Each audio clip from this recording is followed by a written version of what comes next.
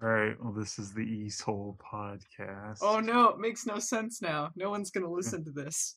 We're going to talk about cats we've seen recently. We decided to revamp this into the Easel podcast. Oh no, all two of our listeners are gonna be really disappointed.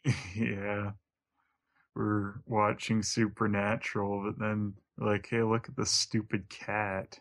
And then we were like, well, this is way better than Supernatural. So, But then she started torturing something on the floor, and we're like, well, this is no. exactly like Supernatural, so we just started watching Supernatural again. So the big news on the Supernatural front is that they were renewed for season 11 officially. Yeah. So we can all go die now. Apparently they can too. I do look forward to the plots on their advanced age. It's a pretty good joke. Misha Collins tweet. Yeah. I think we're gonna die of old age before the show's done. Like, I know the show's been improving, but like, fuck, just end. So this episode was a little bit downhill from last time, wasn't it?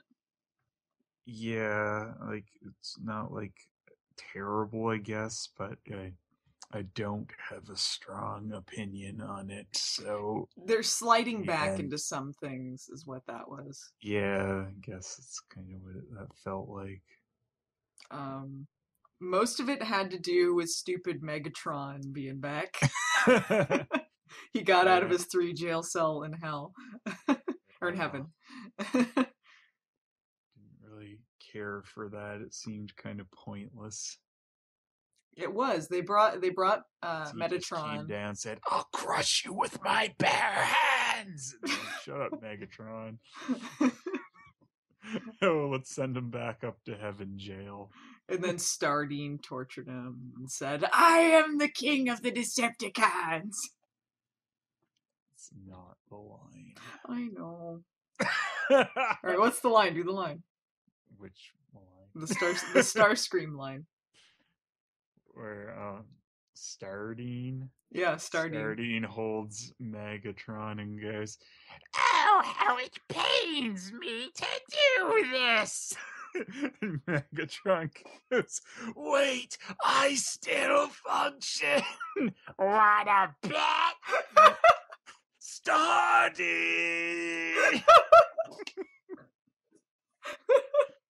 I think that's how the episode went.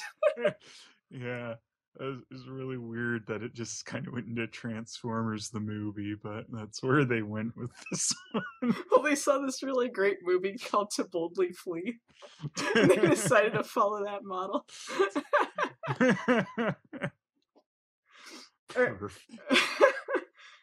Okay, so this episode was called the Hunter Games. Get it? Because the Hunger Games is a popular thing.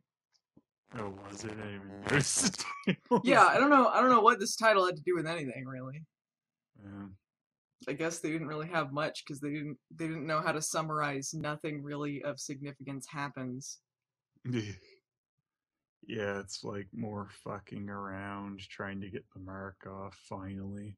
Yeah, I was asking you this before, and this is probably us just spacing things again. I don't recall what the turning point was exactly for Crowley between when he wanted Dean to have the first blade and now he doesn't. Well, it's when he's being a jerk to him while he is still a demon. I don't know what his reasoning is now. Yeah, but I mean, like, okay, I guess I do remember what it was, but I don't understand exactly the turning point between seasons because he's the king of hell. Wouldn't you want him to be evil like that? He was too evil for him. Yeah, because he was challenging him, and then he didn't want that. Yeah, but what did he think was going to happen? He thought they were just going to be buddies and wear cowboy hats together. Okay. So they just weren't cowboy hat buddies, and then that was too much for him. What a fucking wiener. What a wiener Crowley's turned into. Like, I guess I kind of like him more now because he's pathetic versus before when he was just predictable. Mm-hmm. He's even more pathetic now with his, like, mommy issues. Like, his mom's, like, doing all this Yeah, stuff with I'm him. glad that it doesn't seem obvious that she's, using him, leading him on and shit.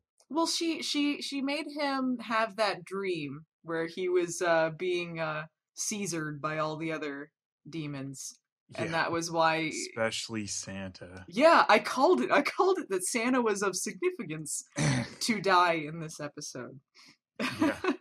I do. I like too that Crowley's most important guy that you'll never see again and never saw before. he was his most important guy. Santa was his most important guy. I love that, he just went with that though, like after his mom kills Santa, and then she frames him by saying like, "Oh, well, he was going to betray you." And then Crowley's all like, "Betrayals? Well, I never." And it's just like he trusted Santa so much that he just said like, "Oh, you read over this thing, should I sign it?" And then he's like, "Yeah, it's good." And then he'd just sign it. So he trusted this guy to that level apparently, but then it's just like, "Oh yeah, he was bad, son. Oh, I guess I trust my mom that I don't trust." Yeah, I don't. How fucking pathetic is it that his the right hand guy of the king of hell is just like, I'm supposed to guard you, and then she's like, hey, you should go do this thing. He told me. I swearsies he did. Yeah. Okay, I believe you. Yeah. Oh no, I was tricked. I'm so stupid. Like mother, like son. That's true. The two dopes of hell. Yeah. Betrayals. I particularly liked in the basement that they run hell from on Earth that there is a tie armoire in there that Crowley keeps of all the same tie apparently. So he's like a cartoon character. Yeah. I just want to know when the hell business actually makes you go to hell. Yeah, like why are all the demons? Why do they get to hang out on Earth? I don't know why he wouldn't be running it from hell. Why is Yeah. he on Earth? I think I already said it in another one of these too, but it's just like, fuck, they don't have any demons in a better position to give them a better Earth headquarters than some dingy basement. Like, seriously, someone must be slightly better connected to get them nicer digs than that. Oh, fuck. Hey, I was trying to do my hair business, and then a cockroach went over me, and I was like, "Yeah, mommy! Oh, thank fuck she's here." I was joking when the episode opened with the dream sequence that Crowley was going to be like, "Oh, mom, I wet the bed," but then he woke up and it was really kind of that. He just, Yeah, Mommy. yeah, mommy. Winchester's told me to get a blade for the mommy. Should I do it?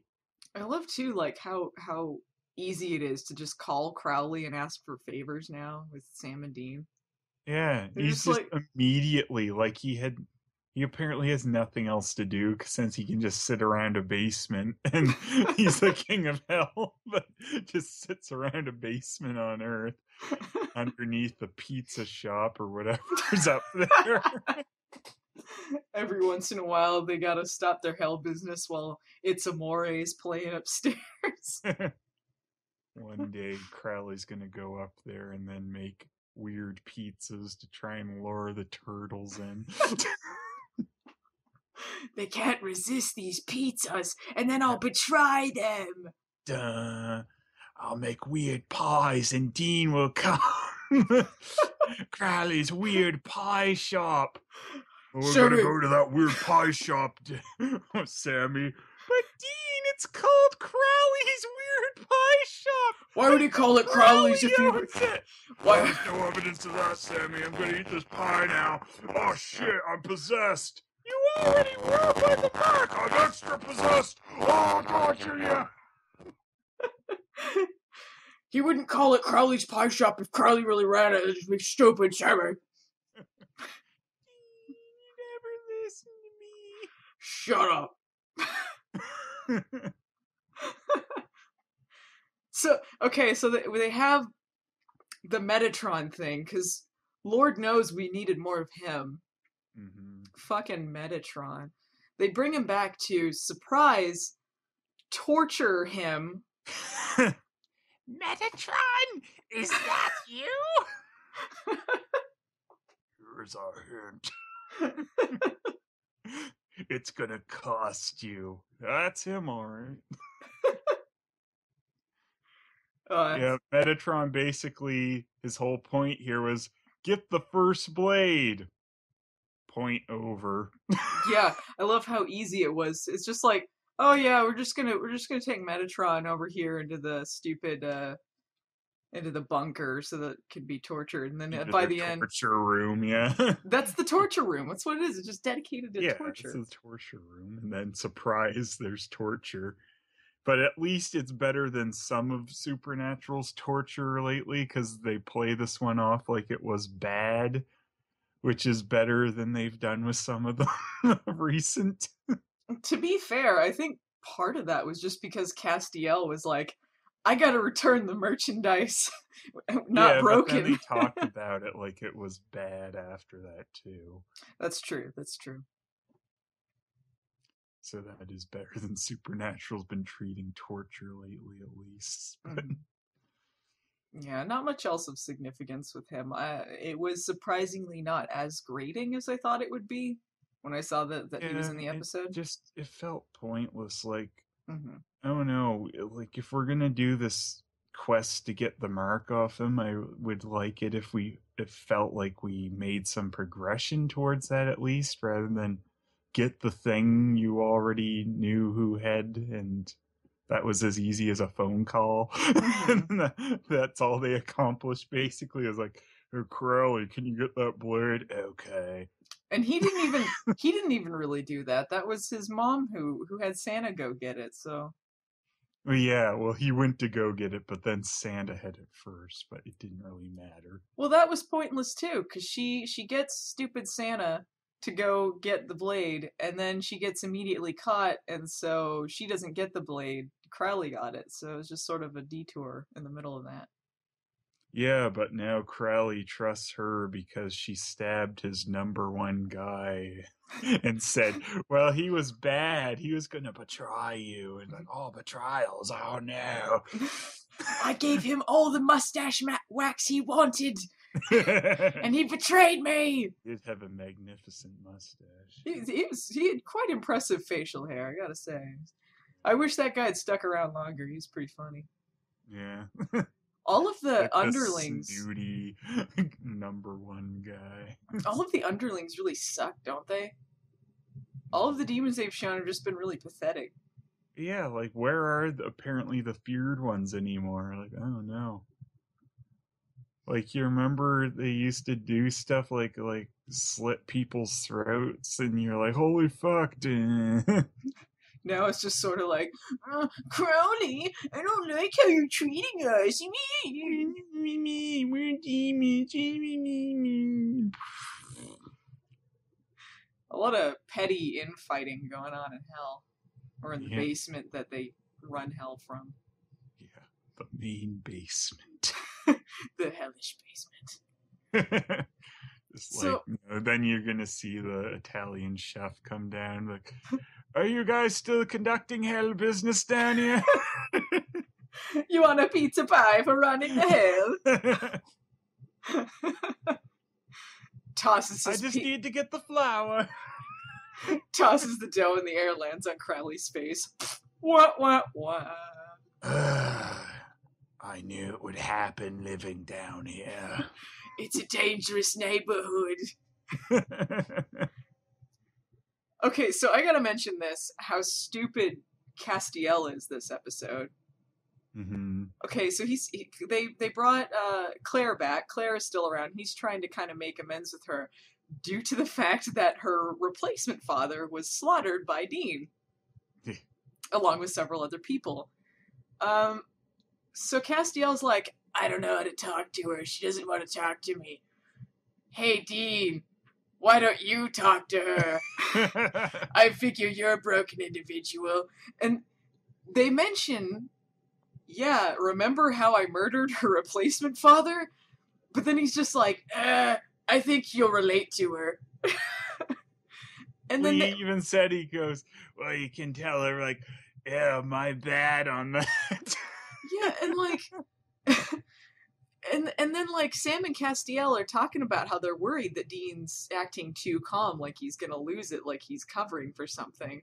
Immediately after, Castiel is like, "Oh yeah, go talk to my daughter alone." Yeah. What a moron. Yeah, after he tortures. Oh yeah, and then right after he tortures Metatron, goes off the deep end, he still lets him go do it. Yeah, then he still goes to talk to her. Yeah, I thought I was a little annoyed at the Claire thing, but near the end they kind of turned it around. I thought they were gonna turn it into another like kid with a chip on their shoulder thing that's really annoying and everything. But That's what it's been the whole time. okay, well she does, but she at least listens to some things. Like most of the time when they do that chip on the shoulder story, it's just like, no, I'm not gonna listen to anything and do stupid things. Mm-hmm. Yeah. I guess that was the difference, is that they do progress things and try to make them make sense for how she feels and not just ignoring blatant things. Mm-hmm. And to be fair, she does have a reason to want to kill Dean. Yeah. With her stupid grifters with baseball She has a bats. reason for a lot of the things. I mean, she has a reason to not want to see Castiel either, because she looks like her dead father. Yeah, they do build that up pretty well. They had to bring in another angel at the playground since Hannah's gone now to get get Metatron for Castiel. Called in a big favor with that angel that he has a relationship with off screen. If she can grow some bangs, I think maybe they can get a relationship started. She better hope she doesn't show up again, because being a friend of Castiel's usually means you get killed. That's true. Well, he does not have a good run of, hey, it's my old angel friend, this girl. It's true. She better go into hiding. That and Mohawk Girl, I think she might get in some trouble too. Do you know Castiel? No. Never met him. So this episode, final summary. C-.